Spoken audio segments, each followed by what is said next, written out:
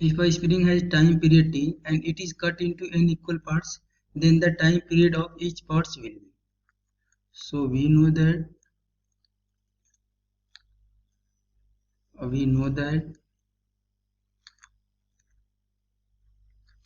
time period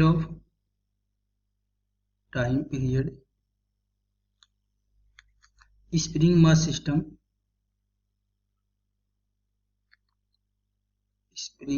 system is given as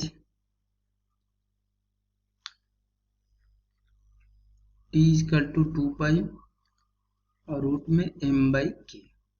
इसको हम लिख लेंगे इक्वेशन नंबर 1. यहाँ पे गिवन स्प्रिंग को यदि हम n इक्वल पार्ट्स में कट कर रहे हैं तो उस समय हमें टाइम पीरियड कैलकुलेट करना है.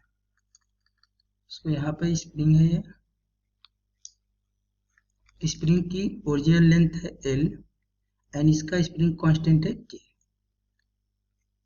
यदि स्प्रिंग को हम n इक्वल पार्ट में कट करेंगे सो ईच पार्ट का लेंथ हो जाएगा l by n एंड इसका स्प्रिंग कांस्टेंट हम एज्यूम कर लेंगे k डैश. सो हम लिख सकते हैं कि spring force before cutting the spring is equal to spring force after cutting the each spring will be same. So यहाँ पर हम लिख सकते हैं l that means length of the spring before cutting the spring into force constant k is equal to length of each part of spring after cutting the spring will be equal to L by N and force constant K dash. So L से यहाँ पर L cancel हो जाएगा. So यहाँ से हम calculate कर सकते हैं K dash is equal to N into K. इसको हम लिख लेंगे इक्वेशन नंबर. अब हम लिखेंगे new time period of spring mass system will be T dash is equal to 2 pi under root m divided by k dash. So t dash is equal to 2 pi under root m divided by k dash and k dash का value है n into k. इसको हम लिखेंगे equation number 3. अब equation number 3 में equation number यदि 1 से हम डिवाइड कर लेंगे तो यहाँ से लिख सकते हैं dividing equation number 3 by equation number 1. So यहाँ पे हम डिवाइड करेंगे तो यहाँ पे मिलेगा T dash divided by T equal to 2 pi से 2 पाई कैंसिल हो जाएगा. So 2 pi divided by 2 pi under root यहाँ पे बचेगा m बाई n के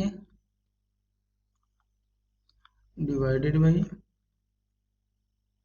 रूट में m बाई k. 2 पाई से 2 पाई कैंसिल हो जाएगा एंड यहाँ पर k से k कैंसिल हो जाएगा एंड m से यहाँ पर m कैंसिल हो जाएगा. तो यहाँ से हम लिख सकते हैं t dash divided by t equal to यहाँ पे केवल रूट में n बचेगा. तो यहाँ बचेगा रूट में 1 बाई n. तो यहाँ पे लिख सकते हैं 1 by n. So t dash equal to t divided by root में n. That means option number correct होगा ऑप्शन नंबर बी. ओके, यहाँ पे करेक्ट ऑप्शन होगा ऑप्शन नंबर बी.